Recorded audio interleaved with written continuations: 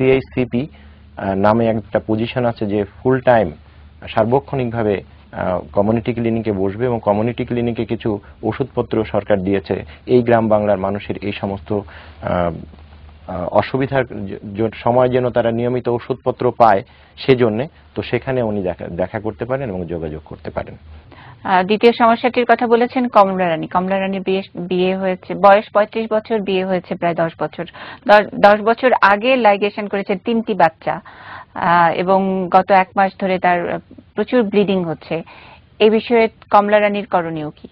কমলা রানীর আমাদের দেশের যে মহিলাদের যে এই পিভি ব্লিডিং বলে, যেটা ডাক্তারি ভাষায় পার ভ্যাজাইনাল ব্লিডিং বা যে বাচ্চা হওয়ার যে রাস্তা, এই রাস্তা থেকে যে রক্ত পড়ে এবং এটা আমাদের দেশে বেশ হয় এবং এটার জন্য মূলত যে দুইটা রোগ আর কি, সেটা একটাকে বলে ট্রাইকোমোনিয়াসিস এবং আরেকটাকে বলে মনিলিয়াসিস। এই দুইটা কারণে হয়, চুলকায়, অনেক সময় যে ডিসচার্জ হয় বা যে রক্তটা পড়ে বা রক্তের মতো করে অন্য যে তরল পড়ে, অনেক সময় সেগুলো খুব দুর্গন্ধ হয়।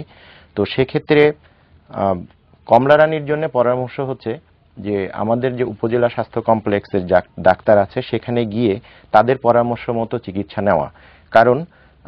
কারণ যেহেতু ভিন্ন, সেহেতু কারণটা আগে দেখতে হবে এবং সেই অনুযায়ী ওনার চিকিৎসাটা গ্রহণ করতে হবে।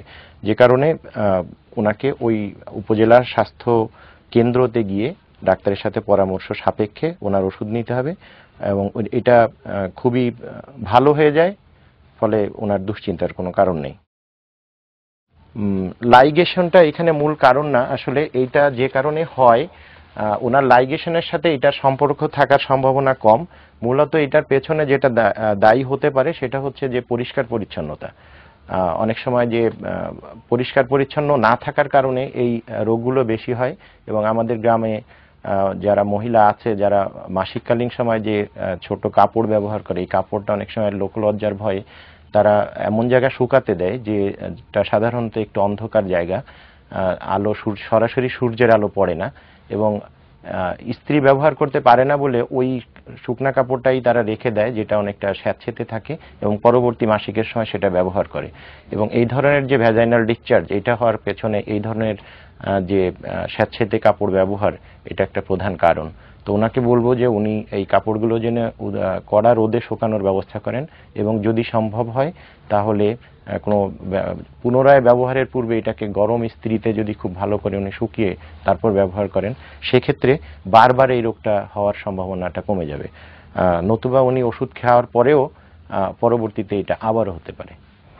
আমাদের পরের সমস্যা বলেছিলেন উজ্জ্বলা রানী, ওনার চোখের সমস্যা। গত প্রায় অনেকদিন ধরে তার চোখের সমস্যা, চিকিৎসকের কাছে গিয়েছেন, বলেছেন যে তার চোখের অপারেশন করতে হবে।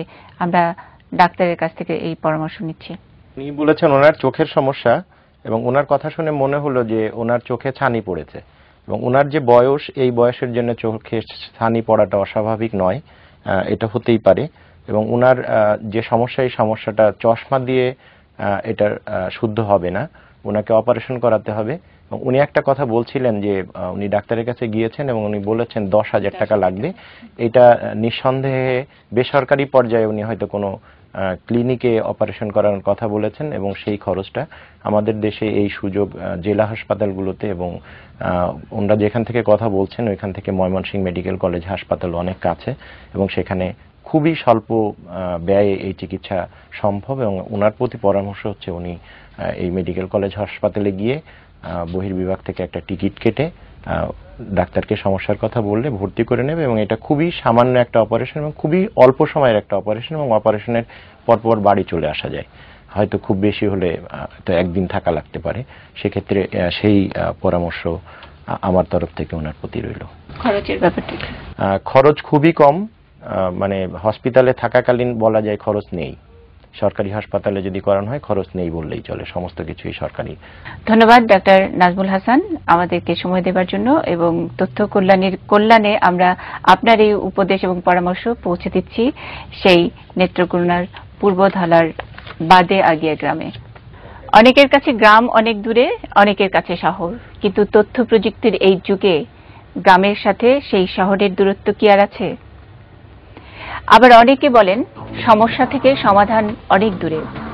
ডিনেটের তথ্য কল্যাণী এবং এটিএন নিউজের এই উদ্যোগের মাধ্যমে আমরা চেষ্টা করছি সমস্যার থেকে সমাধানের সেই দূরত্ব কমিয়ে আনার। আগামী অনুষ্ঠানে তথ্য কল্যাণীর কল্যাণে আমরা এটিএন নিউজ পৌঁছে যাচ্ছি অন্য কোনো গ্রামে। আমাদের সঙ্গেই থাকুন, এটিএন নিউজের সঙ্গে থাকুন।